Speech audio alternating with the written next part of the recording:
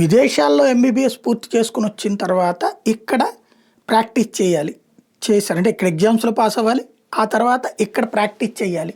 అంటే ఓ రకంగా తక్కువ డబ్బులకి ప్రభుత్వానికి చేసి పెట్టాలి పని. ప్రభుత్వ ఆసుపత్రులు చేశారు అది కూడా. ఇక రెగ్యులర్గా రిజిస్ట్రేషన్ కాగితం ఇచ్చేస్తే వెళ్ళి వాళ్ళు హాస్పిటల్లో పని చేసుకుంటారు, సొంతగా హాస్పిటల్ పెట్టుకుంటారు, వాళ్ళ ఇష్టం.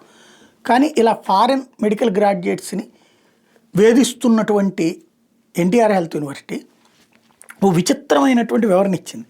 ఏంటంటే విదేశాల్లో వైద్య విద్యను అభ్యసించి ఇంటర్న్షిప్ విషయంలో ఆందోళన చేస్తున్న విద్యార్థుల సమస్యల మీద హైకోర్టు తీర్పును బట్టి తదుపరి చర్యలు తీసుకుంటామని medical council chairman Daggumati Srihar Rao వెల్లడించారు.